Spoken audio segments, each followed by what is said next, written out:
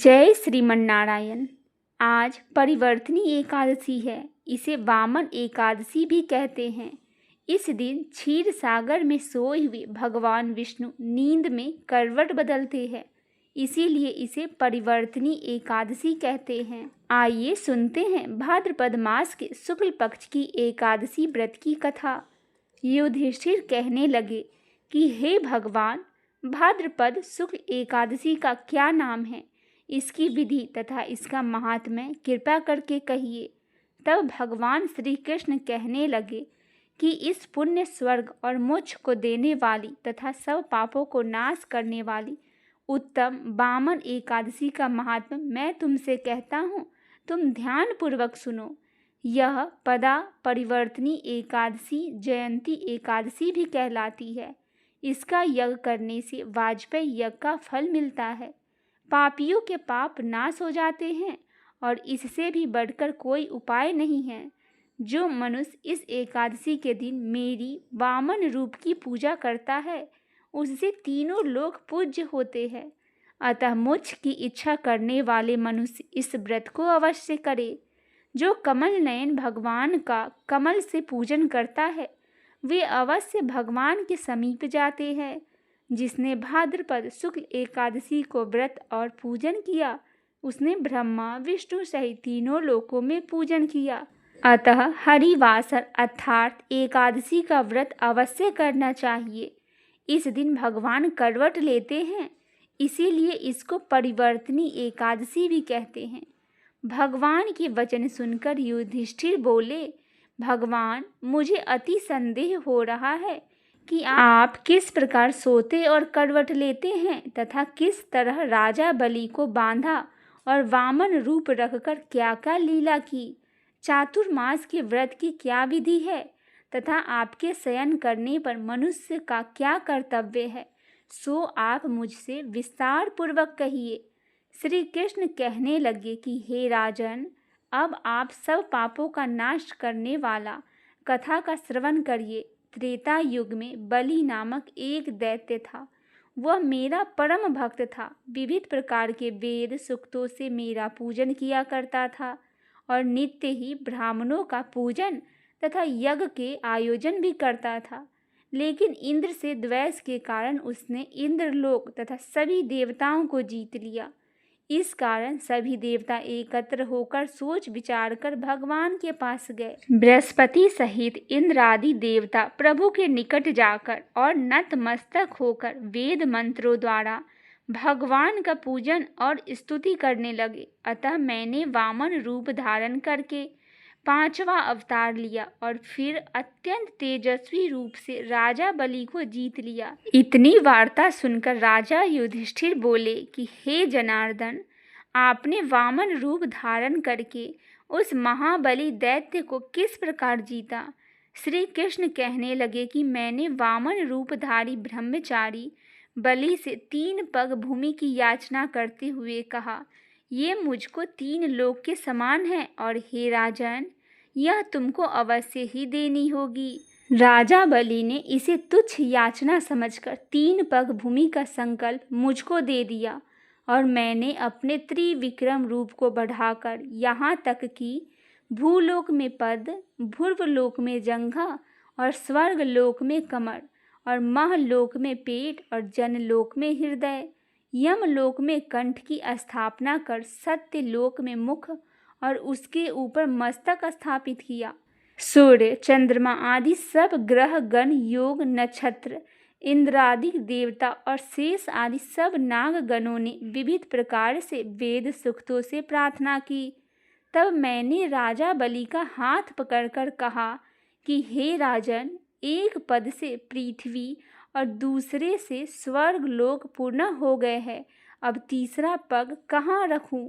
तब राजा बलि ने अपना सिर झुका लिया और मैंने अपना पैर उसके मस्तक पर रख दिया, जिससे मेरा वह भक्त पाताल को चला गया। फिर उसकी विनती और विनम्रता को देखकर मैंने कहा कि हे बलि, मैं सदैव तुम्हारे निकट ही रहूँगा। विरोचन पुत्र बलि से कहने पर भाद्रपद शुक्ल एकादशी के दिन बलि के आश्रम पर मेरी मूर्ति स्थापित हुई। इसी प्रकार दूसरी क्षीर सागर में शेषनाग के पष्ट पर हुई। हे राजन, इस एकादशी को भगवान शयन करते हुए करवट लेते हैं, इसीलिए तीनों लोकों के स्वामी भगवान विष्णु का उस दिन पूजन करना चाहिए। इस दिन तांबा, चांदी, चावल और दही का दान करना उचित है। रात्रि को जागरण अवश्य करना चाहिए। जो विधि पूर्वक इस एकादशी का व्रत करते हैं वे सब पापों से मुक्त होकर स्वर्ग में जाकर चंद्रमा के समान प्रकाशित होते हैं और यश पाते हैं। जो पाप नाशक इस कथा को पढ़ते या सुनते हैं उनको 1000 अश्वमेघ यज्ञ का फल प्राप्त होता है।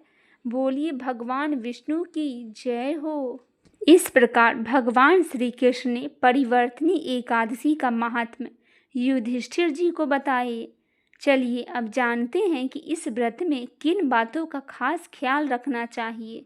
एकादशी के व्रत में एक दिन पूर्व जौ, गेहूं, मूंग की दाल आदि का सेवन नहीं करना चाहिए। इसके अलावा इस दिन किसी अन्य व्यक्ति के घर का अन्न ग्रहण नहीं करना चाहिए। इस दिन किसी का अपमान भूल से भी नहीं करना चाहिए। आइए सुनते हैं परिवर्तनी एकादशी की एक और कथा। युधिष्ठिर ने पूछा, केशव, भाद्रपद मास के शुक्ल पक्ष में जो एकादशी होती है उसका क्या नाम है? कौन देवता और किस विधि से यह बताइए। भगवान श्री कृष्ण बोले, राजन, इस विषय में मैं तुम्हें आश्चर्यजनक कथा सुनाता हूँ जिसे ब्रह्मा जी ने महात्मा नारद से कहा था। नारद जी ने पूछा, चतुर्मुख ब्रह्मा, आपको नमस्कार है। मैं भगवान विष्णु की आराधना के लिए आपके मुख से यह सुनना चाहता हूँ कि भाद्रपद मास के शुक्ल पक्ष में कौन सी एकादशी होती है। ब्रह्मा जी ने कहा, मुनि श्रेष्ठ, तुमने बहुत उत्तम बात पूछी है। क्यों न वैष्णव जो ठहरे। भादो के शुक्ल पक्ष की एकादशी पदा के नाम से विख्यात है। इसे परिवर्तनी एकादशी और जल झूलनी एकादशी भी कहा जाता है। उस भगवान ऋषिकेश की पूजा की जाती है। यह उत्तम व्रत अवश्य करने योग्य है। सूर्य वंश में मानधाता नामक एक चक्रवर्ती सत्य प्रतिज्ञा और प्रतापी राजश्री हो गए हैं। वे प्रजा को अपने औरस पुत्रों की भांति धर्म पूर्वक पालन किया करते थे। उनके राज्य में अकाल नहीं पड़ता था, मानसिक चिंताएं नहीं सताती थी और व्याधियों का प्रकोप भी नहीं होता था। उनकी प्रजा निर्भय तथा धन धान्य से समृद्ध थी। महाराज के कोष में केवल न्यायो प्रजापति धन का ही संग्रह था। उनके राज्य में समस्त वर्ण और आश्रम के लोग अपने अपने धर्म में लगे थे। मानधाता के राज्य की भूमि कामधेनु के समान फल देने वाली थी। उनके राज्य करते समय प्रजा को बहुत सुख प्राप्त होता था। एक समय किसी कर्म का फल भोग प्राप्त होने पर राजा के राज्य में 3 वर्षों तक वर्षा नहीं हुई। इससे उनकी प्रजा भूख से पीड़ित हो नष्ट होने लगी। तब संपूर्ण प्रजा ने महाराज के पास आकर इस प्रकार कहा। प्रजा बोली, नृपश्रेष्ठ, आपको प्रजा की बात सुननी चाहिए। पुराणों में मनीषी पुरुषों ने जल को नारा कहा है और वह नारा ही भगवान का अयन निवास स्थान है। इसीलिए वे नारायण कहलाते हैं। नारायण स्वरूप भगवान विष्णु सर्वत्र व्यापक रूप में विराजमान हैं। वे ही मेघ स्वरूप होकर वर्षा करते हैं। वर्षा से अन्न पैदा होता है और अन्न से प्रजा जीवन धारण करती है। नृपश्रेष्ठ, इस समय अन्न के बिना प्रजा का नाश हो रहा है। अतः ऐसा कोई उपाय कीजिए जिससे हमारे योग्य क्षेम का निर्वाह हो जाए। राजा ने कहा, आप लोग का कथन सत्य है, क्योंकि अन्न को ब्रह्मा कहा गया है। अन्न से प्राणी का उत्पन्न होता है और अन्न से ही जगत जीवन धारण करता है। लोगों में बहुधा ऐसा सुना जाता है तथा पुराणों में भी विस्तार है। ऐसा वर्णन है कि राजाओं के अत्याचार से प्रजा को पीड़ा होती है, किंतु जब मैं बुद्धि से विचार करता हूँ तो मुझे अपना किया हुआ कोई अपराध दिखाई नहीं देता। फिर भी मैं प्रजा के हित करने के लिए पूर्ण प्रयत्न करूँगा। ऐसा निश्चय करके राजा मानधाता इन गिने व्यक्तियों के साथ ले विधाता को प्रणाम करने सघन वन की ओर चल दिए।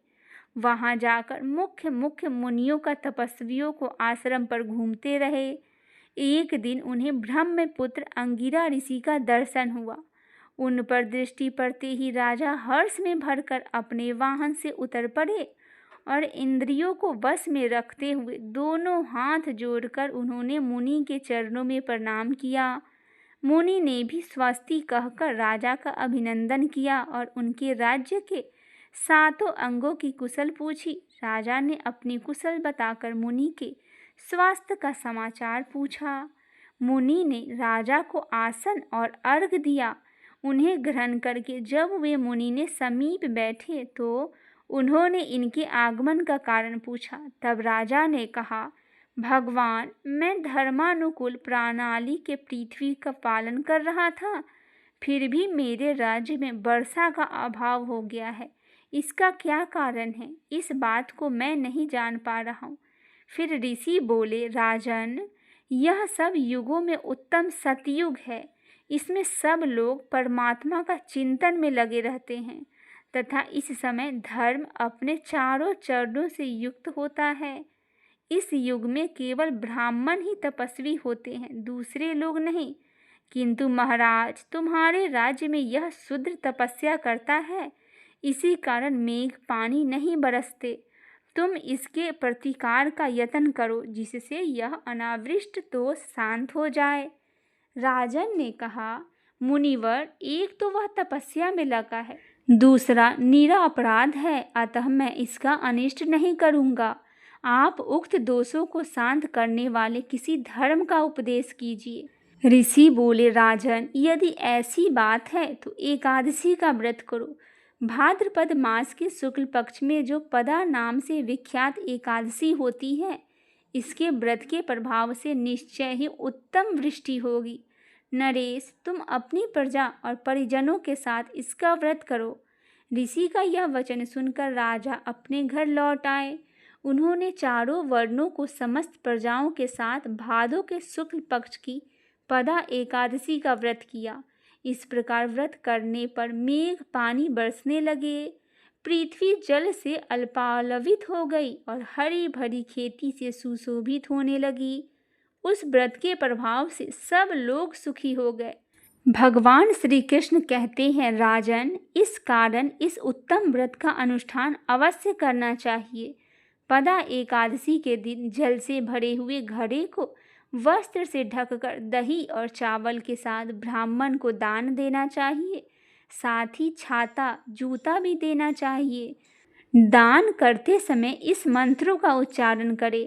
बुध श्रवण नामक धारण करने वाले भगवान गोविंद, आपको नमस्कार है, नमस्कार है।